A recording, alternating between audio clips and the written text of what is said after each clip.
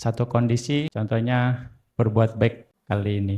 Aktivitas berbuat baik saat ini terkondisi karena kondisi-kondisi yang lain saling mengkondisikan. Ya, satu kondisi contohnya berbuat baik kali ini. Aktivitas berbuat baik saat ini terkondisi karena banyak kondisi yang mengkondisikan. Jadi nggak bisa satu kondisi saja bermain di sana. Anda berdana makan kepada Bhikkhu Sangga itu satu kondisi yang terkondisi karena niat baik Anda. Salah satunya, Anda punya usaha ke sini, Anda menyerahkan dananya ke sini, ada tempat ini, ya kan, ada komunitas ini, ada bante. Itu kondisi terdekat yang bisa terlihat. Ya, proximate cause. Jadi yang bisa terlihat, yang kita bisa baca dengan jelas kondisi terdekatnya.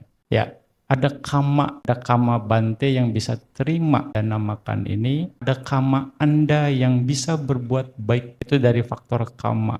Dari sisi pikiran, ya ada pikiran baik Anda ya untuk berbuat baik, ada lingkungan yang kondusif untuk melakukan perbuatan baik, ya kan. Kalau misalnya nggak ada izin atau yang lain juga nggak akan terkondisi dan yang lain-lainnya. Jadi satu kondisi terkondisi karena kondisi-kondisi yang lain saling mengkondisikan. Ini pemahaman anatta, tidak ada sebab tunggal sekali lagi. Dan satu kondisi akan mengkondisikan kondisi-kondisi yang lain untuk terkondisi. Ini dua pernyataan yang berbeda ya. Satu kondisi akan mengkondisikan kondisi-kondisi yang lain untuk terkondisi. Kondisi baik yang Anda lakukan itu akan mengkondisikan kondisi baik yang lain untuk terkondisi. Kondisi baik yang Anda lakukan, berbuat baik, mengkondisikan Anda akan mendapatkan kama baik. Kama baik yang Anda dapatkan ini akan mengkondisikan kondisi yang baik untuk Anda bisa terkondisi. Dan juga kondisi baik Anda mengkondisikan juga Bante mendapat kondisi baik. Ya, sasana juga mendapat kondisi baik karena Bante simbol dari Dhamma. Ya, minimal kondisi baiknya sasana bisa bertahan minimal sampai 1 hari ke depan. Itu kondisi baik. Sehingga orang masih kenal, oh masih ada biku, oh masih ada simbol sasana yang bertahan karena kondisi baik Anda. Ya, ini jadi satu kondisi akan mengkondisikan kondisi-kondisi yang lain, kondisi-kondisi baik yang lain terkondisi. Setelah Anda berbuat baik, Anda mengkondisikan kondisi baik yang lain. Apa?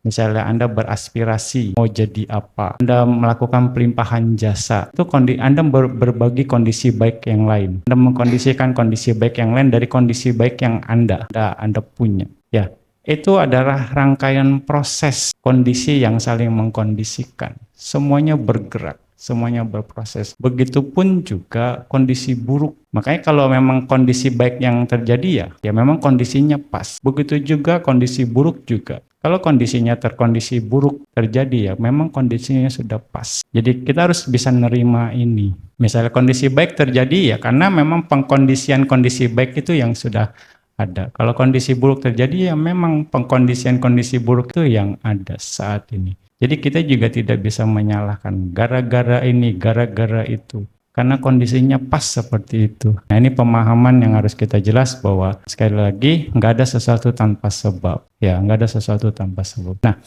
setelah kita tahu ini, kita hanya mengkondisikan saja kondisi baik untuk terkondisi terus. Itu tugas kita. Sehingga ya diharapkan kondisi baik ya terus terkondisi.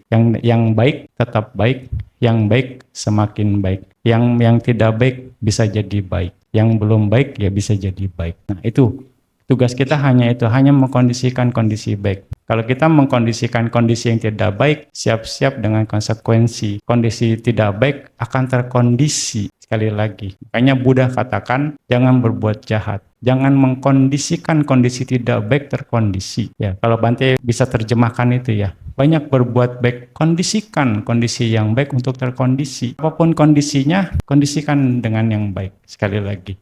Ya, itu yang bisa Bante sampaikan. Semoga kita semakin bisa memahami bahwa tidak ada sesuatu tanpa sebab. Dan sebab terjadi, akibat terjadi karena banyak kondisi yang bermain. Sekali lagi. Ini adalah pemahaman anatta. Sekali lagi, tanpa diri, tanpa kondisi tunggal. Ya, semuanya terkondisi, semuanya berproses. Nah, tinggal kita menyikapi proses ini dengan bijaksana. Oh seperti ini, oh seperti itu. Jadi kita tidak akan juga menyalahkan keadaan, kita juga tidak juga bergantung sama keadaan. Memang kondisinya tepatnya seperti ini. Ya semoga kita semua bisa makin memahami Dhamma dengan terus mengkondisikan kondisi baik. Ya. Oke, sadu, sadu, sadu.